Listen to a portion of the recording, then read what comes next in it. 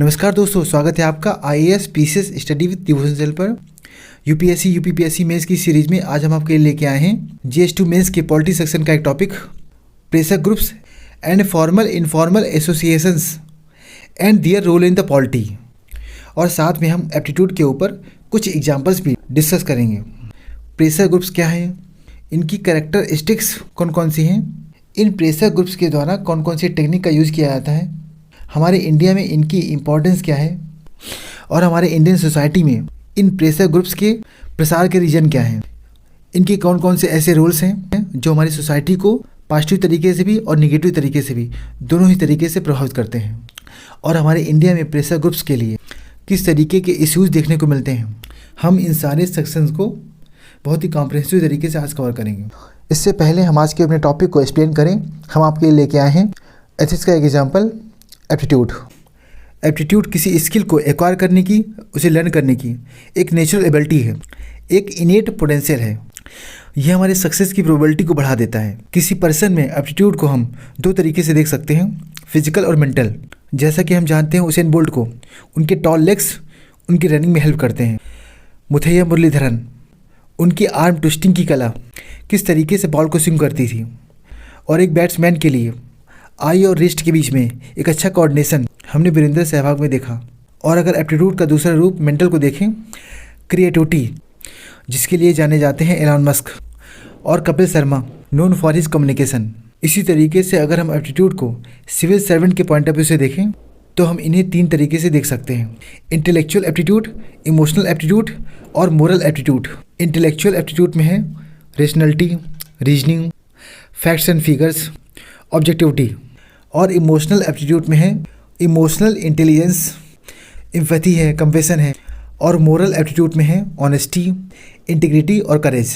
और इन तीन तरीके के एप्टीट्यूड एक सिविल सर्वेंट को एक बेहतर सिविल सर्वेंट बनाते हैं, जिसकी बहुत ज़रूरत है सोशल इंक्लूसिव डेवलपमेंट के लिए। गवर्नमेंट को हम पब्लिक ट्रस्ट के रूप में देख सकते हैं और सिविल सर्वेंट वोकेशन की तरह है। किसी भी सिविल सर्वेंट का एप्टीट्यूड एक वेलफेयर स्टेट के एजेंट की तरह होना चाहिए। That is the also part of directive principle of state policy. अब हम आज के अपने टॉपिक की तरफ आगे बढ़ते हैं। Pressure groups and formal informal associations and their role in the polity. Pressure groups also known as interest groups, vested groups.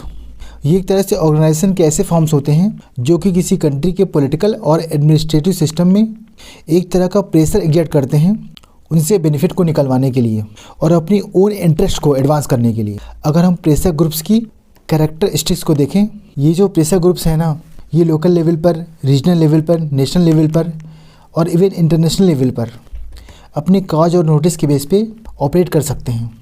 ये एक तरह से अपने कॉजेज़ को बेनिफिट करने के लिए गवर्नमेंट पॉलिसी को अफेक्ट करने का प्रयास करते हैं। ये एक तरह से यूजुअली नॉन प्रॉफिट और वॉलंटियर ऑर्गेनाइजेशंस होते हैं। ये एक तरह से चेंजिंग कॉन्शियसनेस को रिप्रेजेंट करते हैं। इन एडवोकेसी या पॉलिटिकल पार्टीज हैं, अगर किसी रिसोर्सेज के इक्वल डिस्ट्रीब्यूशन को लेकर कोई डिमांड आती है तो ये उसे प्रमोट करने के लिए प्रेशर डालने का काम करते हैं।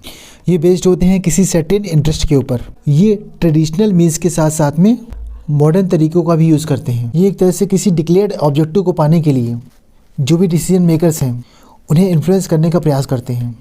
प्रेशर ग्रुप्स एक तरह से कलेक्शन ऑफ इंडिविजुअल्स हैं जो कि सिमिलर सेट ऑफ वैल्यूज़ और बिलीव्स को होल्ड करते हैं और उनमें एक कॉमन गोल होता है। अगर हमारी सोसाइटी में कुछ लोग अपनी करंट सिचुएशन को लेकर डिससेटिस्फाइड हैं तो ये एक तरह से उनके व्यू पॉइंट को रिप्रेजेंट करते हैं और हमारी सोसाइटी में जो वहाँ के लोगों का इंटरेस्ट है उसे प्रमोट करने का प्रयास करते हैं। ये कभी भी इलेक्शन में पार्टिसिपेट करके गवर्नमेंट नहीं बनाते, बल्कि गवर्नमेंट के डिसीजन को इन्फ्लुएंस करते हैं। इस तरह से हम ये कह सकते हैं कि प्रेशर ग्रुप्स हमारी कंट्री की डेमोक्रेटिक प्रोसेस में एक बहुत ही इम्पॉर्टेंट पार्ट प्ले करते हैं।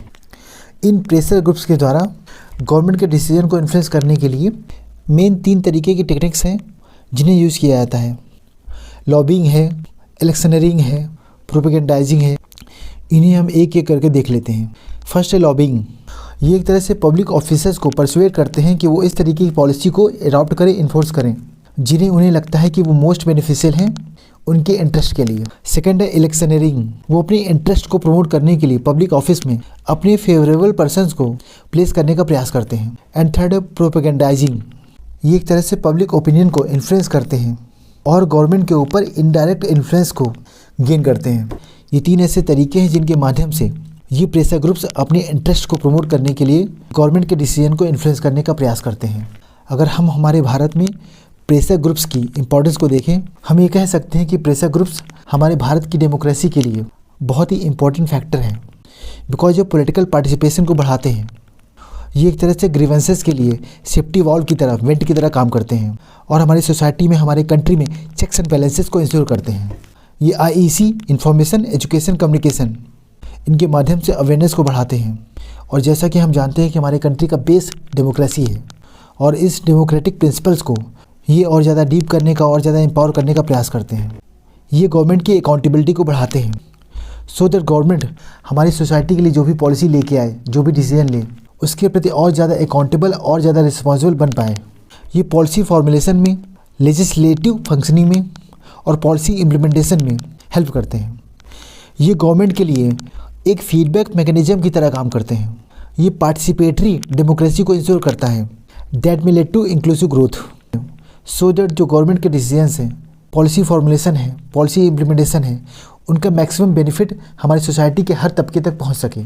ये प्रेशर ग्रुप्स गवर्नेंस की क्वालिटी को इन्हांस करते हैं 4 Ds के माध्यम से। डिबेट है, डिस्कशन है, डिलिब्रेशन है, डिसीजन है। ये गवर्नमेंट और सोसाइटी के बीच में एक ब्रिज की तरह काम करता है, एक वाइटल इंटरमीडियरी इंस्टीट्यूशन की तरह काम करता है। इस तरीके से हम ये कह सकते हैं कि डेमोक्रेसी जिस तरीके से हमारी कंट्री के लिए एक बेस है और इस बेस का एक महत्वपूर्ण स्तंभ है प्रेशर ग्रुप्स। हमारी कंट्री में प्रेशर ग्रुप्स के प्रोलिफरेशन के कई सारे रीजन्स हैं। वोट बैंक पॉलिटिक्स है, क्रिमिनलाइजेशन ऑफ पॉलिटिक्स है।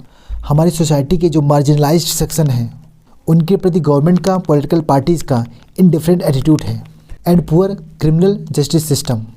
जैसा कि हम जानते हैं, if justice delayed then justice denied.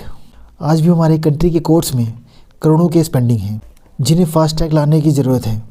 जो नॉन स्टेट एक्टर्स हैं उनका राइजिंग इन्फ्लुएंस है, पुअर पब्लिक सर्विस डिलीवरी है, जो ग्रीवेंस रिड्रेसल मैकेनिज्म है वो उतनी ज़्यादा एफिशिएंट नहीं है। कई बार पार्लियामेंट्री डेमोक्रेसी का फेल्योर देखने को मिलता है। ग्लोबलाइजेशन भी एक मेजर एस्पेक्ट है because of presence of amnesty international and green peas international.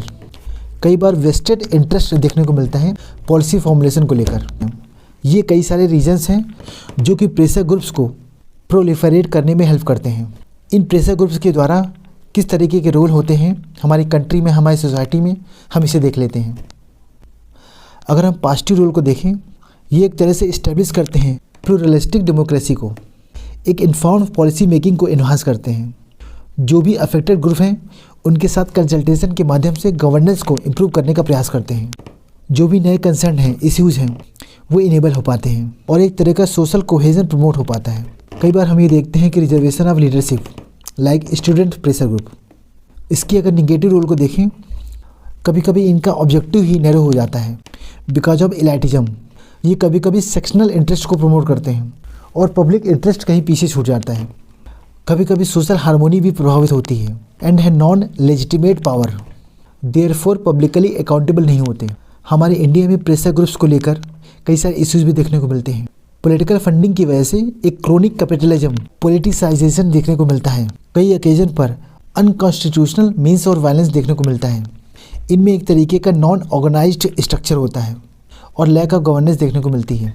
Unaccounted foreign funding भी देखने को मिलती है जो कि कहीं ना कहीं हमारी कंट्री की इकोनॉमी को डिस्टेबलाइज करने का प्रयास करती है। वोट बैंक की पॉलिटिक्स देखने को मिलती है। अकाउंटेबिलिटी और ट्रांसपेरेंसी बहुत ही कम देखने को मिलती है। इनका पर्सपेक्टिव बहुत नैरो होता है जिससे एक तरह से सोसाइटी में इनइक्वालिटी के इंक्रीज होने के चांस बने रहते हैं और कहीं ना कहीं इनकी वजह से हमें एक्सट्रीमिज्म भी देखने को मिलता है। जैसा कि हम जानते हैं कि हमारा कंट्री एक डेमोक्रेटिक कंट्री है और इस डेमोक्रेटिक प्रोसेस का एक हेल्पफुल एलिमेंट है, इंडिस्पेंसिबल एलिमेंट है प्रेशर ग्रुप्स। ये बहुत ही एसेंशियल है कि गवर्नमेंट इन ऑर्गेनाइज्ड ग्रुप के साथ कंसल्ट करे किसी पॉलिसी को फॉर्मुलेट करने में और उसे इम्प्लीमेंट करने में, ताकि जो इनका बेनिफिट्स है ना वो हमारे कंट्री के सभी लोगों तक पहुंच सके, ताकि हम रियल इंक्लूसिव ग्रोथ देख पाएँ। इस वीडियो का PDF आप नीचे दिए गए टेलीग्राम चैनल से प्राप्त कर सकते हैं। अगर हमारा ये इनिशिएटिव आपको अच्छा लगे तो लाइक करें, सब्सक्राइब करें और ज़्यादा से ज़्यादा लोगों को इसे शेयर करें सो दैट मैक्सिमम लोगों को इसका बेनिफिट मिल सके। तो मिलते हैं नेक्स्ट वीडियो में अपनी नोट्स के साथ में। जय हिंद, जय भारत। Thank you.